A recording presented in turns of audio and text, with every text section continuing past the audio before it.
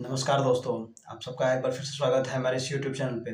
और मैं आप सबके बीच में एक फिर से नया वीडियो लेके आ चुका हूँ। जैसा कि मैंने पहले अपने वीडियोज़ में बोल रखा था कि मैंने 200 से 250 क्वेश्चन कलेक्ट किए हैं, तो वो सारे क्वेश्चन का एक मैं सीरीज़ शुरू कर रहा हूँ। थोड़े-थोड़े करके 15 से 20 क्वेश्चन हर एक वीडियो में बताता जाऊँगा और आगे आने वाले 8 या 9 दिनों में मैं ये 200 से 250 क्वेश्चन कंप्लीट कर दूँगा।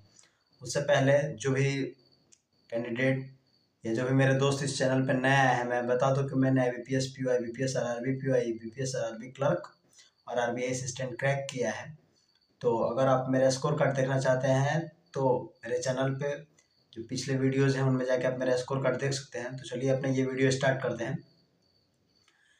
2 या 3 में क्वेश्चन इंपॉर्टेंट बता के मैं फिर PPT के थ्रू आपको सारे क्वेश्चन बताऊँगा और उसमें एक्सप्लेनेशन भी अच्छे से दूँगा। तो सबसे पहला जो आज का क्वेश्चन है कि बहुत सारे जो कमेंट में है कि पूछा जाता है कि अगर इससे बेटर अपॉर्चुनिटी मिली, इससे बेटर अपॉर्चुनिटी का मतलब कि अगर आरबीआई मिला या एसबीआई पीओ मिला, तो क्या आप जाएंगे या फिर इसी बैंक में रुकना पसंद करेंगे? तो इसका बहुत सारे आंसर हो सकते हैं, लेकिन मेरी नज़र में बेस्ट आंसर ये है, क्योंकि जो पैनल मेंबर बैठे होते हैं वो बहुत एक्सपीरियंस होते हैं। तो आप कोई भी बात इधर उधर की बोलोगे तो वो तुरंत पकड़ लेंगे। तो इसमें ऑनेस्ट सा आंसर ये बनेगा कि अगर इससे बेटर अपॉर्चुनिटी मिलती है आपको, तो आप जाना पसंद करेंगे, क्योंकि सबको अपने लाइफ में ग्रोथ चाहिए होता है, सबको बेटर अपॉर्चुनिटी चाहिए होता है, सब अपनी लाइफ में आगे बढ़ना चाहते हैं जल्दी से जल्दी। और एसबीआई या आरबीआई दोनों में से कोई भी ऑर्गेनाइजेशन मिलती है तो दोनों एक रेपुटेटेड ऑर्गेनाइजेशन है इंडिया की, और हर कोई जाना चाहेगा।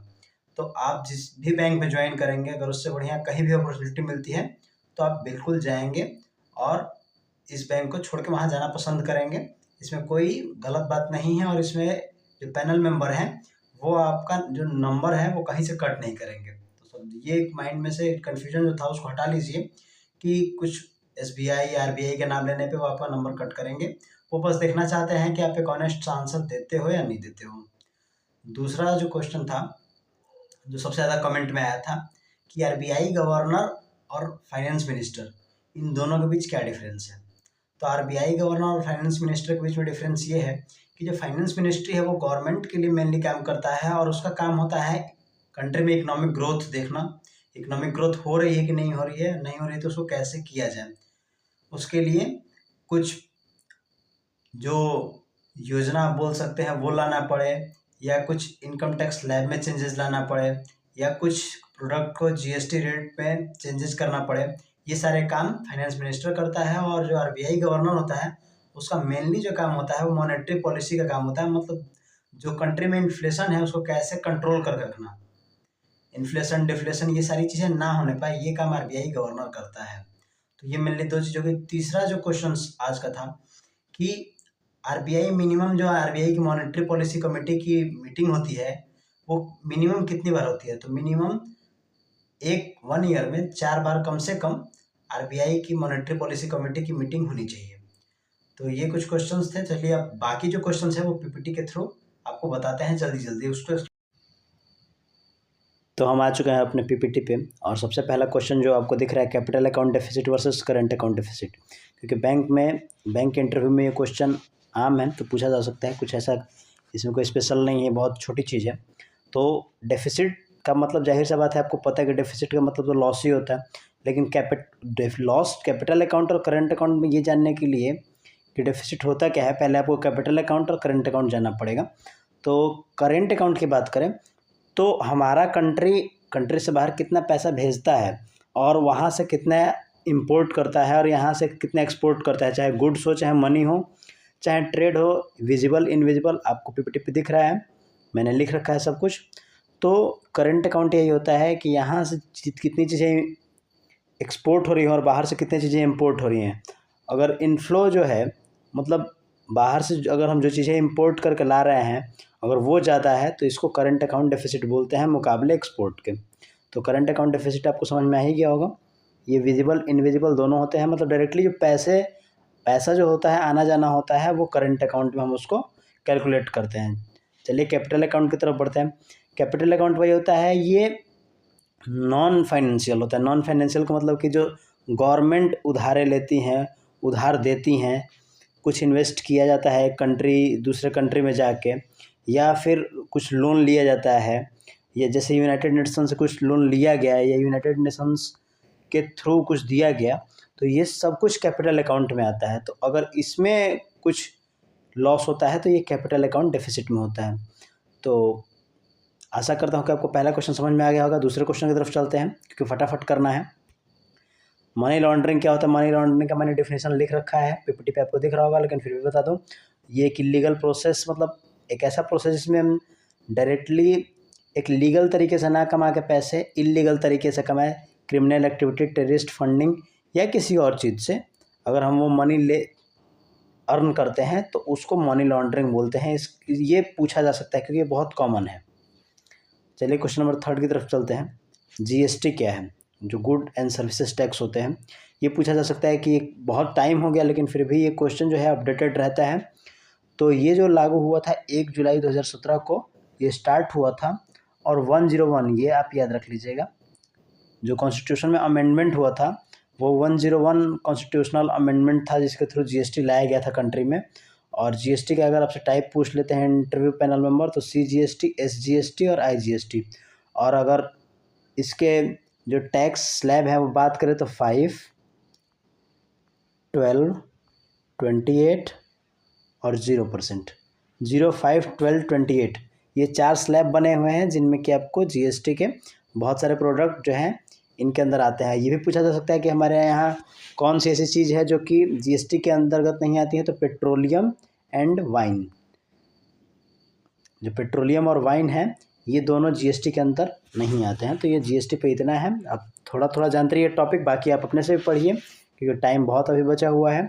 और एक और बात, जनवरी में तो किसी हाल में इंटरव्यू नहीं होने वाला है, क्योंकि जो ठंड के मौसम में इंटरव्यू इसलिए नहीं होते हैं क्योंकि हमारे जो एक बॉडी को वहाँ शो करने का हमारी जो चीज़ें होती हैं, हमारा जो ओरिजिनल कैरेक्टर होता है वो ठंड में बाहर एक्चुअल में निकल के बाहर नहीं आ पाता है। तो वो कभी विंटर सीज़न में आपका इंटरव्यू लेंगे ही नहीं। वो जब थोड़ा सा विंटर सीज़न कम हो जाएगा, मतलब जो ठंडी है वो गिरनी कम हो जाएगी तो ही लेंगे, क्योंकि उस समय कोई भी कैंडिडेट कंफर्टेबल जोन में आ जाता है। नहीं तो इस समय ठंड में तो बच्चा ठिठुरता ही रहता है। तो जनवरी में तो किसी कंडीशन में नहीं होने वाला है। चलिए अपने नेक्स्ट क्वेश्चन की तरफ चलते हैं। Question number 4, NPA and it's type. ये सबसे इंपॉर्टेंट क्वेश्चन है। पूछा जा सकता है कि एनपीए और इसके तरीके बताइए कि कब एनपीए कौन से किस स्टेज में होता है, तो इसमें जानेंगे। इसमें आपको दिख नहीं रहा होगा, ये मेरे हैंड रिटन नोट्स है। मैं इसको अपने कम्युनिटी में भी शेयर कर दूंगा, मैं अपने टेलीग्राम चैनल में भी इसको शेयर कर दूंगा। फिलहाल मैं आपको बता देता हूँ कि इसमें लिखा क्या है। जब भी कोई बैंक किसी भी पर्सन को अगर लोन दे रहा होता है तो वो स्टैंडर्ड एसेट्स होता है। अगर 90 दिन तक कोई भी इंटरेस्ट ना मिले, ये 90 डेज तक मैंने लिख रखा है कि अगर कोई भी इंटरेस्ट वो जो पर्सन है ना चुका है तो वो फिर धीरे धीरे उसको एनपीए की श्रेणी में लाने लगते हैं। अगर वो 12 मंथ तक ना मिले तो वो सब स्टैंडर्ड एसेट्स हो जाते हैं। और अगर 12 महीने से ज़्यादा हो जाए तो वो डाउटफुल एसेट्स हो जाते हैं। मतलब डाउटफुल एसेट्स का मतलब होता है कि अब लगभग वो एनपीए का जो लास्ट स्टेज है उसमें जाने लगता है, और अंत में अगर बैंक को लगे कि जो लोन है वो रिकवर नहीं हो पाएगा तो वो पूरा का पूरा लॉस चला जाएगा, तो उसको लॉस एसेट्स बोलते हैं। आरबीआई ने हाल फिलहाल में एक ऑनलाइन पोर्टल तैयार कर दिया है जिसमें वो 90 डेज़ को भी 3 कैटेगरी में बांट रखा है। पहला SMA 0, SMA 1 और SMA 2। स्पेशल मेंशन अकाउंट मतलब 1 से 30 दिन तक अगर किसी ने, और ये 5 करोड़ के लिए है, ये 100 रुपये, 2 लाख और 1000 ऐसा कोई रुपया लेता चले लोन में तो उसके लिए नहीं है। 5 करोड़ या 5 करोड़ से ऊपर की वैल्यू के लिए आरबीआई ने स्पेशल मेंशन अकाउंट पोर्टल किया है, ऑनलाइन पोर्टल तैयार किया है जिसमें ऐसे अकाउंट का लिस्ट आपको दिख जाएगा। जो 30 डेज तक अगर अपने जो भी इंटरेस्ट है वो नहीं चुकाते हैं तो वो SMA 0 में, देन 30 to 60 SMA 1 और SMA 2 में 60 to 90। एनपीए ही एक ऐसा टॉपिक है मैं जो बहुत अच्छे से तैयार करके गया था और मुझसे वहाँ पे पूछा भी गया था। और आरबीआई ने एनपीए से लड़ने के लिए 3RA के फ्रेम, जो स्ट्रक्चरल फ्रेम होता है, वो इशू किया था। तो वो मैं अगले वाले नोट्स में आपको दिखा दे रहा हूँ। आपको दिख रहा होगा rectification, restructuring and recovery. Rectification में क्या होता है कि एसेट्स को रिव्यू किया जाता है, रिव्यू करके और उसको और एडिशनल लोन देते हैं ताकि अगर किसी वजह से उसका बिजनेस ना चल रहा हो और उसको पैसे की कमी हो तो उसको एक एडिशनल पैसा मिलने से उसका क्या होता है कि मे बी उसका जो शॉप है, उसका बिजनेस है वो चलने लगे, लेकिन उसका जो टर्म पीरियड है वो नहीं बढ़ाते हैं, ठीक है, वो उतना ही रखते हैं। दूसरा जो आता है रीस्ट्रक्चरिंग। रीस्ट्रक्चरिंग क्या होता है कि लोन को रीस्ट्रक्चर किया जाता है। जैसे पहला क्या है 5/25, 25 ईयर के लिए एक्सटेंड कर दिया गया, और हर 5 साल पे जो कमेटी है वो इंटरेस्ट रेट को रिव्यू करेगी। दूसरा जो होता है SDR, स्ट्रेटजिक डेब्ट रिस्ट्रक्चरिंग होता है। इसमें ऑनरशिप चेंज कर दिया जाता है, मतलब उसका जो बिजनेस होता है वो किसी दूसरे के हाथों में सौंप दिया जाता है और उसको बैंक अपने विजिलेंस में रखती है। तीसरा जो होता है S4 है, वो नो चेंज इन ऑनरशिप होता है। वो डायरेक्टली ऊपर लिख रखा है मैंने, scheme for sustainable structuring of stressed asset. ये इसमें ऑनरशिप नहीं चेंज किया जाता है, इसमें अब सीधे से जो स्ट्रेस्ड एसेट्स हैं उनको बेचा जाता है, मतलब उसको किसी भी तरीके से स्ट्रक्चर करके फिक्स किया जाता है। और लास्ट में कोई ऑप्शन नहीं बचे तो रिकवरी किया जाता है। रिकवरी के तहत जो भी सिक्योरिटी उसका लिया गया है उसको बैंक बेच के और अपना पैसा निकालता है। और उसमें आपको अलग अलग टूल्स भी बताएंगे। अगला जो क्वेश्चन होगा वो टूल्स पे ही होगा। तो चलिए नेक्स्ट क्वेश्चन पे चलते हैं। मैं थोड़ा थोड़ा एक रिव्यू कर दे रहा हूँ, बाकी आप खुद से भी पढ़ेंगे। मैं कम्युनिटी चैनल में, मैंने जो कम्युनिटी वाला मेरा पेज है उसमें ये स्क्रीनशॉट शेयर कर दूंगा। अगला क्वेश्चन है, चेक किस एक्ट के अंतर्गत आता है? तो नेगोशिएबल इंस्ट्रूमेंट एक्ट 1881 के अंतर्गत में चेक्स आते हैं। ये क्वेश्चन बहुत ईजी है, पूछा जा सकता है। तो ये 5वां क्वेश्चन था। चलिए नेक्स्ट क्वेश्चन पे चलते हैं। अभी एनपीए पे बात हुआ कि तो एनपीए पे वो पैनल मेंबर ये पूछ सकता है कि कोई 4 एनपीए रिकवरी टूल बताइए, तो आप बता सकते हैं लोक अदालत, सरफेसी एक्ट। सरफेसी एक्ट का यहाँ पे फुल फॉर्म आपको दिया हुआ है, आप सरफेसी एक्ट का फुल फॉर्म भी याद कर लीजिएगा क्योंकि मैं भी पूछा जा सकता है। जो सबसे लेटेस्ट में सरफेसी और ये चल रहा है, क्योंकि मैं बैंक में काम कर रहा हूँ तो मुझे पता है सरफेसी के तहत हम लोग करते हैं काम। दूसरा लोक अदालत, और तीसरा जो है वो इंसॉल्वेंसी एंड बैंक्रप्सी कोड, इसके थ्रू हम लोग काम कर रहे हैं। तो ये मेन 3 चीज़ें होती हैं, मेनली ये 3 टूल्स यूज करते हैं। इसके अलावा आप अपना एनपीए किसी अदर बैंक को बेच सकते हैं। और अभी जैसे हाल फिलहाल में गवर्नमेंट ने ARC रिलीज़ किया था, एसेट रिकंस्ट्रक्शन कंपनी। ये क्या करती है कि जो बैड लोन होते हैं उनको खरीद लेती है बैंकों से कुछ कम वैल्यूज़ में, और फिर उसको अपने हिसाब से वो रिकवर करती है या फिर बेचती है। उसको जो करना होगा करेगा। तो 4 एनपीए रिकवरी टूल है, मैंने यहाँ पे 7-8 एनपीए रिकवरी टूल आपको दे दिए हैं। आप अच्छे से इसको पढ़ लीजिएगा, याद कर लीजिएगा। जो लेटेस्ट में चल रहा है मैंने बता दिया। बैंकों में क्या चल रहा है अभी फिलहाल में प्रैक्टिकल में, लोक अदालत, सरफेसी, IBC एंड ARC। इसके अलावा जो भी है वो कर सकते हैं। अगले क्वेश्चन पे चलते हैं। जनधन अकाउंट। जनधन अकाउंट आपको पता है कि ये फ्री वाला अकाउंट है, नो फ्रिल अकाउंट इसको बोलते हैं। इसमें आपके खाते में अगर अकाउंट में 0 बैलेंस भी हो तो आपसे चार्जेस नहीं लिए जाएंगे। इसको खोलने का पर्पज़ क्या था, यही पूछा जा सकता है, क्योंकि जनधन अकाउंट आप और भी पढ़िएगा, लेकिन जनधन अकाउंट का पर्पज़ क्या था गवर्नमेंट का लाने का, वो मेनली पूछा जाएगा। पहला बात ये कि यूनिवर्सल अप्रोच, हमारे कंट्री में बहुत सारे लोगों का यूनिवर्सल अप्रोच नहीं था, वो करवाना था। तो मतलब हर एक आम नागरिक तक, जो एक सिंपल सिटीजन है, एकदम लास्ट कोने तक अकाउंट खुलवाना, उसका पहुंच करना, ये पहला इसका पर्पज़ था। दूसरा ओडी फैसिलिटी, आपको पता है कि जनधन अकाउंट में 10,000 तक की ओडी फैसिलिटी है। अगर आपका अकाउंट पिछले 6 महीनों में अच्छा परफॉर्मेंस में रहा है तो आपको ओडी फैसिलिटी 10,000 की मिल जाएगी। पेंशन स्कीम है नॉन ऑर्गेनाइज्ड पर्सन के लिए। आपको पता है कि हमारे कंट्री में ऑर्गेनाइज्ड अगर किसी इंस्टीट्यूशन में कोई काम कर रहा है तो उसके लिए तो पेंशन होते ही होते हैं, लेकिन जो नॉन ऑर्गेनाइज्ड इंस्टीट्यूशन में काम करते हैं उनके लिए कोई पेंशन स्कीम नहीं थी। उसके ही लिए APY लाया गया कि मिनिमम से मिनिमम आपसे पैसा लेके, और जब आप 60 ईयर के हो जाएंगे तो आपको वो फिर पेंशन देना स्टार्ट कर देंगे। इसी में पूछा जा सकता है कि APY का जो एज है वो क्या है, तो आप याद रख लीजिए 18 से लेके 40 तक, क्योंकि इसी में आपको बहुत सारी चीज़ें बताते चलेंगे। APY का जो एज है वो 18 से 40 तक है। उसके अलावा जो चौथा पर्पज़ था जनधन अकाउंट का कि कम से कम कॉस्ट, मतलब आप समझिए कि ये 20 रुपीज़ में, पहले 12 रुपये था, अब इसको 20 कर दिया गया। और JGBY पहले 330 था, इसको 436 कर दिया गया। इतने कम पैसे में, जहां बाकी सारी इंश्योरेंस कंपनियां हज़ारों में लेती हैं अमाउंट लोगों से, मात्र इतने कम पैसों में, मान के चलिए कि 456 रुपीज़, दोनों को ऐड कर दे तो 456 रुपीज़ में 4 लाख का इंश्योरेंस, ये आज तक किसी कंट्री ने नहीं किया है सिवाय इंडिया के। तो ये एक अच्छा पर आप इसको मान सकते हैं कि जनधन अकाउंट का, जो जनधन योजना अकाउंट है, इसका एक अच्छा सा बेनिफिट मिल रहा है लोगों को कि 456 रुपये में 456 रुपीज़ में 4 लाख रुपीज़ का इंश्योरेंस मिल रहा है। तो ये पर्पज़ है, इसको आप अच्छे से याद कर लीजिएगा क्योंकि ये पूछा जा सकता है। चलिए नेक्स्ट क्वेश्चन पे चलते हैं। DSIB बैंक, इसका फुल फॉर्म जो होता है डोमेस्टिक सिस्टमेटिकली इम्पोर्टेंट बैंक होते हैं। अभी हाल फिलहाल में ये न्यूज़ में रहा है कि वो कौन ऐसे 3 बैंकें हैं जिनको डीएसआईबी का मतलब होता है कि वो इतनी बड़ी हो चुकी हैं कि अब वो उनको गिरने नहीं दिया जा सकता या वो फेल नहीं हो सकती हैं, क्योंकि अगर वो फेल हुई तो फिर एक कंट्री की जो इकोनॉमिक पोजीशन है वो ख़राब हो जाएगी। तो वो तीनों बैंक है एसबीआई, एचडीएफसी और आईसीआईसीआई, मतलब ये इतनी बड़ी हो चुकी हैं कि इनका गिरना नामुमकिन है। अगर ये गिरी तो पूरी की पूरी इंडिया के इकोनॉमी को ले गिरेंगी। चलिए नेक्स्ट क्वेश्चन पे चलते हैं। इंटीग्रेटेड ओम्बड्समैन स्कीम, ये पूछा जा सकता है आपसे कि इंटीग्रेटेड ओम्बड्समैन स्कीम कब आया था, तो ये 2020 नवंबर में आया था, ठीक है। और ये 3 योजनाओं को, 3 स्कीम्स को लॉन्च कर मर्ज करके बनाया गया। पहला जो बैंकिंग ओम्बड्समैन स्कीम होता था 2006 में आया था, जिसमें कोई भी जाकर शिकायत कर सकता था। दूसरा एनबीएफसी कंपनी से अगर आपको शिकायत है तो ये 2018 में आया था।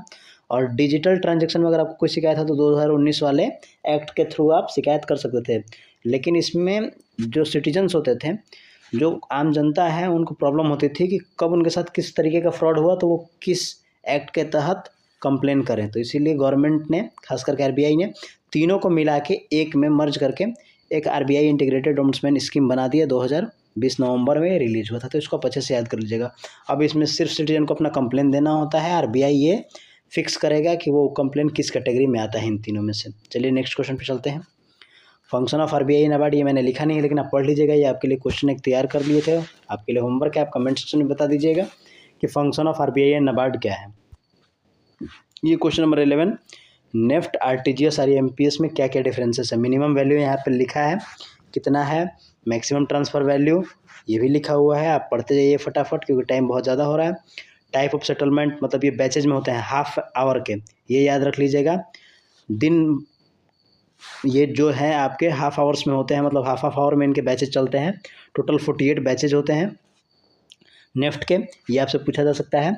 और ये आरटीजीएस इंस्टेंट पेमेंट होता है, मतलब आपने दिया, ये रियल टाइम पेमेंट है, इसको आप डिले पेमेंट भी बोल सकते हैं और ये रियल टाइम पेमेंट है। तो ये जैसे ही आपने आरटीजीएस का तुरंत पहुंच जाएगा, और आईएमपीएस भी जैसे ही आपने किया तुरंत पहुंच जाएगा, लेकिन ये बैचेज में चलता है हाफ एंड हाफ आवर के। स्पीड ऑफ सेटलमेंट यहाँ दे रखा है इमीडिएटली, और ये 2 आवर जैसे cut off timing and batches पे। सर्विस अवेलेबिलिटी की बात करें तो 24/7 डिपेंड ऑन द बैंक, और 24/7 क्योंकि ये दोनों आप मोबाइल से भी कर सकते हैं, इसके लिए आपको बैंक आना ही पड़ेगा।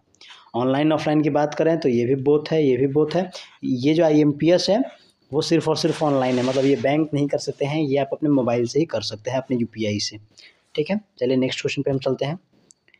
सिंपल सा क्वेश्चन है कि एनएसीएस का फुल फॉर्म बताइए और एनएससीएच का। तो आपके सामने फुल फॉर्म लिखा है और इसको कौन रेगुलेट करता है। जो एनएससीएच जो है एनपीसीआई, और एनएसीएस जो है वो आरबीआई करता है। नेक्स्ट क्वेश्चन पे चलते हैं। प्लेज वर्सेस हाइपोथिकेशन क्या होता है। तो प्लेज जो होता है, ऑनरशिप और पोजीशन जो होता है वो दोनों बैंक के पास ही रहेगा। जैसे जब भी गोल्ड लोन लेने जाते हैं तो ऑनरशिप भी बैंक के ही पास है, और पोजीशन मतलब बैंक ने लॉकर में उसको रख लिया है, तो वो प्लेज होता है। अगर हाइपोथिकेशन की बात करें तो ऑनरशिप बैंक के पास, जैसे कार लोन होता है, बैंक के पास उसका पेपर रखा हुआ रहता है लेकिन उसको यूज पर्सन कर रहा होता है जो लोन लिया होता है। तो दोनों में डिफरेंस समझिएगा, बहुत ईजी चीज़ है, और कई बार बैंकर भी इसको बताने में इंटरव्यू में फेल हो जाते हैं, जिसकी वजह से एक निगेटिव इंप्रेशन जाता है। चलिए अपने नेक्स्ट क्वेश्चन पर चलते हैं। नोट एक्सचेंज पॉलिसी क्या होता है। आप बैंक में मैक्सिमम 20 नोट और 5000 रुपये, जो भी लोअर हो इन दोनों में से, उतना ही एक्सचेंज कर सकते हैं पर डे। इससे अगर ज़्यादा आप नोट एक्सचेंज, कटी फटी जो नोटें ले जाते हैं, अगर वो एक्सचेंज करने ले जाते हैं तो उससे ज़्यादा पे बैंक सर्विस चार्ज लेगा। चलिए नेक्स्ट क्वेश्चन पे चलते हैं। Type of risk in banking. Banking में रिस्क किसकी टाइप के हैं, तो 5 टाइप के रिस्क जो होते हैं ये आप पढ़ लीजिए। ऑपरेशनल रिस्क होते हैं, इंटरेस्ट रिस्क। ऑपरेशनल मतलब कि कैसे बैंक ऑपरेट किया जाएगा, इसमें रिस्क होते हैं कि कभी कोई सिस्टम ना फेल हो जाए, कभी कोई प्रॉब्लम ना आ जाए, तो ये ऑपरेशनल रिस्क है। इंटरेस्ट रिस्क मतलब कि मार्केट में इंटरेस्ट का उतरना चढ़ना, कि किस हिसाब से, जैसे कोई भी बैंक स्टाफ है या बैंक मैनेजर है, वो किसी चीज़ पे काम कर रहा है, पता चला कि इंटरेस्ट रेट गिर गया अचानक से, या इंटरेस्ट रेट बढ़ गया, उसके वजह से उसके कई सारे स्कीम्स जो है वो फेल हो सकती हैं। उसके अलावा तीसरी बात करें क्रेडिट डिफ़ॉल्ट रिस्क, जो उसने लोन बांटा है अगर वो डिफ़ॉल्ट हो जाए, इसका रिस्क है। मार्केट रिस्क है, मार्केट में उतार चढ़ाव आते रहते हैं, जो शेयर मार्केट है उनमें उतार चढ़ाव आते हैं, तो उनके वजह से बैंक के शेयर इधर उधर होते रहते हैं, उसके वजह से इंटरेस्ट पे असर पड़ता है, तो मार्केट रिस्क होता है बैंक में। 5वां जो होता है वो लिक्विडिटी रिस्क होता है, कहीं ऐसा ना हो जाए कि बैंक में लिक्विड का मतलब होता है मनी की कमी हो जाए, ऐसा लिक्विडिटी रिस्क भी कभी कभी आ जाते हैं कि अचानक से मार्केट में अफवाह फैल गई कि इस बैंक के पास पैसे नहीं हैं, अब अचानक से लोग दौड़ जाएंगे कि मेरे सारे पैसे उसी दिन निकाल के दीजिए, और बैंक के पास उतना पैसा है नहीं, तो इस टाइप का रिस्क को लिक्विडिटी रिस्क बोलते हैं। तो ये 15 क्वेश्चन थे जो मैंने आपको दे दिए फटाफट, और वैसे ही 15-15 क्वेश्चन का या 20-20 क्वेश्चन का एक सीरीज लेके आता रहूँगा और आपको बताता रहूँगा। और तब तक के लिए जो भी चैनल पे नए हैं वो चैनल को सब्सक्राइब करें और कमेंट में ज़रूर बताएं कि और क्या क्या अच्छा बता सकता हूँ, या क्या क्या जो भी मेरी गलतियाँ रहें वो सारी चीज़ें बताएं ताकि मैं उसको इम्प्रूव कर सकूँ। तब तक के लिए आप सबका बहुत बहुत धन्यवाद।